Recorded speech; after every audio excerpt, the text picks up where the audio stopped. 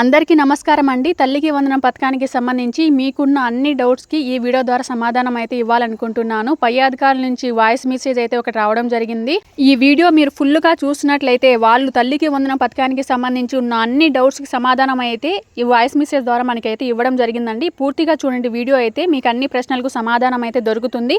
సగం సగం చూసి కామెంట్ అయితే చేయకండి. ఈ వీడియో పూర్తిగా చూసిన తర్వాత మీకు యూజ్ఫుల్ అనిపిస్తే తప్పకుండా వీడియోని షేర్ చేయండి. మీ ఫ్రెండ్స్ అండ్ ఫ్యామిలీకి తప్పకుండా యూజ్ అయ్యే అవకాశం ఉంది. వీడియో నచ్చితే తప్పకుండా లైక్ ఇచ్చి కొత్తగా ఎవరైనా చూస్తుంటే తప్పకుండా మా ఛానల్ని సబ్స్క్రైబ్ చేసుకోండి. ఇకైతే తల్లికి వందనం పథకానికి సంబంధించి పై అధికారుల నుంచి వచ్చిన వాయిస్ మెసేజ్ అయితే విందాం. అందరికీ నమస్కారం అండి. సో ఫస్ట్ ఆఫ్ ఆల్ తల్లికి వందనం అనేది స్కూల్ ఎడ్యుకేషన్ డిపార్ట్మెంట్ నుండి జిఎస్డబ్ల్యూఎస్ డిపార్ట్మెంట్ డేటా తీసుకొని డైరెక్ట్ గా మనకి ఫైనల్ లిస్ట్ అనేది ఇవ్వడం జరిగింది. యాక్చువల్ గా అయితే ఫస్ట్ ప్రొవిజనల్ లిస్ట్ ఇచ్చి దాంట్లో గ్రీవెన్సెస్ తీసుకొని మళ్ళీ ఫైనల్ లిస్ట్ ఇచ్చేవాళ్ళు, కానీ జస్ట్ 2 days టైంలో ఇచ్చారని వెంటనే మనకి ఫైనల్ లిస్ట్ అనేది ఎనేబుల్ చేయడం జరిగింది. సో ఫైనల్ లిస్ట్ ఎనేబుల్ చేసిన తర్వాత ఇందులో ఎవరెవరు వచ్చాయంటే ఎలిజిబుల్ లిస్టుల్లో ఈ సంవత్సరం అంటే ఈ తల్లికి వందనం అనేది 2025-26 సంవత్సరం ఎవరైతే చదువుతున్నారో వాళ్ళు ఎలిజిబుల్.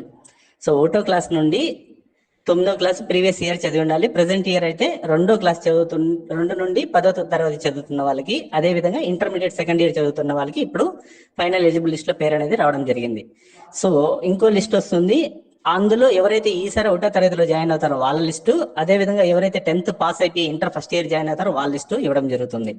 ఇంటర్ సెకండ్ ఇయర్ ఎవరైతే పాస్ అయిపోయారో ఈ సంవత్సరము డిగ్రీకి జాయిన్ అయ్యే వాళ్ళ పేర్లు రాదు, ఎందుకంటే వాళ్ళ అర్హత లేదు కాబట్టి వాళ్ళు డైరెక్ట్ గా ఫీజు రియంబర్స్మెంట్ కి అప్లై చేసుకుంటారు. ఇందులో మనకి ఇంకా ఆర్టీఈ కింద అంటే రైట్ టు ఎడ్యుకేషన్ స్కీమ్ కింద ఎవరైతే ప్రైవేట్ స్కూల్స్ లో పిల్లలు జాయిన్ అయినారో అలాంటి వాళ్ళకి ఎలిజిబుల్ లిస్ట్ లో ఉన్నా కానీ అమౌంట్ అనేది హోల్డ్ లో పెట్టారు. వాళ్ళకి అమౌంట్ రిలీజ్ చేయలేదు. గవర్నమెంట్ ద్వారా ఫర్దర్ ఇన్స్ట్రక్షన్స్ వచ్చిన తర్వాత స్కూల్స్ కి రిలీజ్ చేయాలా లేదా మదర్ కి రిలీజ్ చేయాలని ఇన్స్ట్రక్షన్స్ వచ్చిన తర్వాత రిలీజ్ చేయడం జరుగుతుంది. కాబట్టి మీ దగ్గరికి ఎవరైనా వస్తే ఎలిజిబుల్ లో ఉండి అమౌంట్ పడలేదంటే అలాంటి వాళ్ళకి ఈ విషయం అడగండి. ఆర్టీఈ కింద అడ్మిషన్ అయ్యింటే దయచేసి వాళ్ళకి ఈ విషయం తెలియజేయండి. ఎస్సీ ఎస్టీ బీసీ క్యాస్ట్లకు సంబంధించి ఇంకా మనకి ఎస్సీ ఎస్టీకి అయితే 9, 10, 12 తరగతులు చదివే వాళ్ళకి సెంట్రల్ షేర్ అని కొంతమంది తక్కువ డబ్బులు పడి ఉండొచ్చు. అలాంటి వాళ్ళకి సెంట్రల్ షేర్ వచ్చిన తర్వాత అమౌంట్ అడ్జస్ట్ అవుతుందని చెప్పండి. అదే విధంగా సేమ్ బీసీ కేసు లో ఏం జరిగిందంటే ఇద్దరు పిల్లలు ఉంటే ఒకరికి పడి ఉంటుంది, ఒకరికి పడి ఉండదు. అలాంటప్పుడు సేమ్ వాళ్ళు కూడా 9, 10 క్లాసులు చదువుతా ఉంటే సెంట్రల్ షేర్ అనేది వాళ్ళకి సోషల్ వెల్ఫేర్ డిపార్ట్మెంట్ ద్వారా కూడా ఇవ్వడం జరుగుతుంది, పిఎఫ్ఎంఎస్ ద్వారా. కాబట్టి అలాంటి వాళ్ళు కూడా అమౌంట్ పడుతుందని చెప్పండి ఎలిజిబుల్ లో ఉన్నప్పటికీ. సో ఇవన్నీ నార్మల్ గా ఎవరికి రిలీజ్ చేస్తారు, ఎవరికి రిలీజ్ చేయలేదు అనేసి. అదే విధంగా ఎవరైతే స్కూల్స్ లో మదర్ డెత్ పెట్టున్నారో అలాంటి వాళ్ళందరికీ కూడా మనకి ఎంప్లాయ్ యాప్ ద్వారా ఈకేవైసీ అనేది తీసుకున్నారు. సో మీరు అక్కడ డేటా సబ్మిట్ చేస్తే డైరెక్ట్ గా వాళ్ళు ఎలిజిబుల్ అయిపోయి నెక్స్ట్ లిస్ట్ లో వాళ్ళకి అమౌంట్ అనేది ఇవ్వడం జరుగుతుంది. ఇది కాకుండా మనకి కొన్ని నార్మల్ గ్రీవెన్సెస్ ఉంటాయి. మదర్ డెత్ అయింది ఈకేవైసీ యాప్ లో రాకపోయినా కానీ, లేదా ఇన్ఎలిజిబుల్కి వెళ్ళిపోయింటారు, సరైన ఆదాయ ధృవీకరణ లేదు అంటే వాళ్ళకి బియ్యం కార్డు లేదు అని అర్థము. సో ఎందుకంటే ఇక్కడ మదర్ చనిపోయింటారు, ఇన్ఎలిజిబుల్ లో మదర్ పేరుతోనే వచ్చి ఉంటుంది, మదర్ ఆల్రెడీ బియ్యం కార్డు నుండి తీసేస్తుంటారు. సో ఇప్పుడు మీరు ఏం చేస్తారంటే అలాంటి వారికి ఫాదర్ ఆధార్తో గ్రీవెన్స్ రేస్ చేయండి. Not having rice card option select చేసుకుని ఫాదర్ ఒక్కదే పెడితే చాలు, ఎందుకంటే పిల్లలంతా కూడా ఆటోమేటిక్ గా డేటా తీసుకుంటుంది. ఒకరి గ్రీవెన్స్ రేస్ చేస్తే కూడా 2-3 పిల్లలు ఉన్నా కూడా సరిపోతుంది. సో అదే విధంగా చాలా మంది స్టూడెంట్ ఐడి ఇవ్వడం లేదు సార్, పెన్ ఐడి ఇస్తున్నారని చెప్తున్నారు. సో పెన్ ఐడి ఎంటర్ చేసినా కూడా సరిపోతుంది, అది స్కూల్ డిపార్ట్మెంట్కి అయిపోతుంది కాబట్టి నో ఇష్యూస్ అని చెప్తున్నారు. సో ఈ నార్మల్ ఇవి కాకుండా మనకి 4-wheeler కానీ, ఎలక్ట్రిసిటీ కానీ, government employee, income tax, land ఇలాంటి వాటికి సంబంధించి 2 స్టేజెస్ లో అంటే first service request grievance raise చేస్తాము డిఎల్ఐఎన్ లో. గ్రీవెన్స్ రేస్ చేసిన తర్వాత దాని కింద ఇంకోటి ఉంటుంది సర్వీస్ రిక్వెస్ట్. ఇప్పుడు బై ఛాన్స్ ఎలక్ట్రిసిటీ సార్ మాది మీటర్లే కాదు అన్నారు, సో ఓకే 400-500 మాది కాదంటే మీరు ఫస్ట్ ఎలక్ట్రిసిటీ గ్రీవెన్స్ రేస్ చేస్తారు. రేస్ చేసిన తర్వాత కింద డిఎల్ఐఎన్ లోనే క్రియేట్ గ్రీవెన్స్ సర్వీస్ రిక్వెస్ట్ ఉంటుంది, దానిపైన క్లిక్ చేస్తారంటే మీకు ఆప్షన్స్ వస్తుంది. ఎలక్ట్రిసిటీ సెలెక్ట్ చేసుకున్నారంటే ఎవరెవరికి ఎలక్ట్రిసిటీ గ్రీవెన్స్ రేస్ చేస్తున్నారో అక్కడ వాళ్ళ పేర్లు డిస్ప్లే అవుతాయి. అక్కడ మీరు ఏం చేయాలంటే సెకండ్ ఆధార్ డీసీడింగ్ అనే ఆప్షన్ ద్వారా వాళ్ళకి సర్వీస్ రిక్వెస్ట్ రేస్ చేసి ఆ సర్వీస్ రిక్వెస్ట్ నెంబర్ ఇక్కడ పెట్టి సబ్మిట్ చేస్తేనే వాళ్ళు ఎలిజిబుల్ అవుతారు. అది మీరు ఒకవేళ డీసీడింగ్ చేసిన తర్వాత ఏఈ లాగిన్ లో కూడా అప్రూవ్ అవ్వాలి.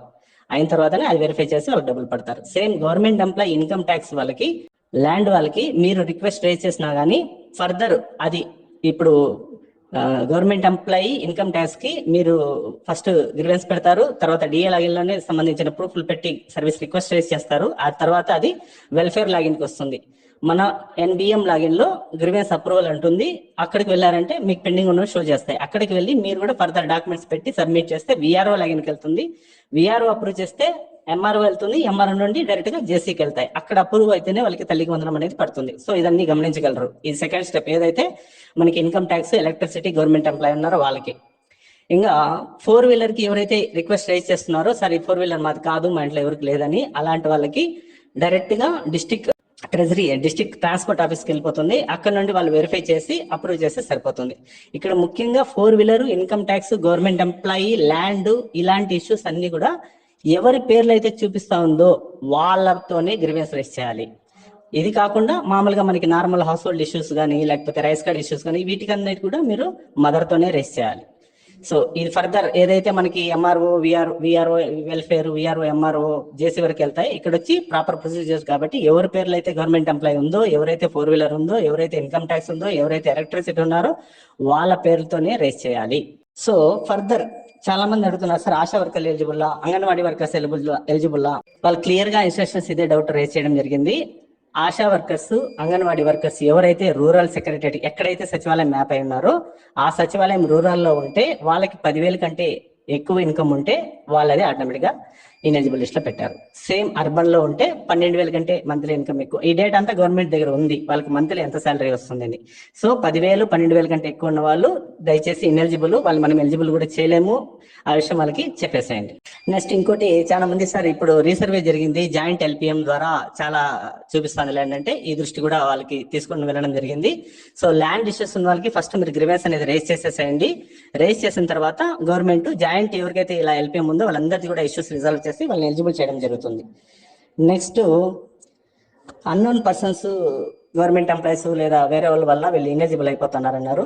దీనికి ప్రాసెస్ వచ్చి మీరు ఎంపీడీఓ ద్వారా లెటర్ డిస్ట్రిక్ట్ GSWS ఆఫీసర్ కి లెటర్ పెట్టండి. లెటర్ పెట్టిన వెంటనే అక్కడ నుండి వాళ్ళు వెరిఫై చేసి ఆ పర్సన్ ని హౌస్ హోల్డ్ నుండి రిమూవ్ చేయడం జరుగుతుంది. సర్పంచెస్ కి సంబంధించి, సార్ మా సర్పంచ్ ఇనెలిజిబుల్ అయిపోయినారన్నారు. సర్పంచ్ ఐడితో మాత్రమే ఇనెలిజిబుల్ అయింటే అలాంటి వాళ్ళు ఎలిజిబుల్ చేసి నెక్స్ట్ లిస్ట్ ఇస్తామని చెప్పారు. అలా కాకుండా అదే సర్పంచ్ ఇంట్లో ఎలక్ట్రిసిటీ కానీ, 4-వీలర్ కానీ, ఇన్కమ్ ట్యాక్స్ కానీ, గవర్నమెంట్ ఎంప్లాయీ ఎవరైనా ఉంటే మాత్రము వాళ్ళకి రాదు. సో ఓన్లీ సర్పంచ్ ఐడి మాత్రమే ట్యాగ్ అంటే అవి రిమూవ్ చేసి మళ్ళీ ఎలిజిబుల్ లిస్ట్లకి ఖచ్చితంగా వాళ్ళది పేర్లు వస్తాయని చెప్పున్నారు.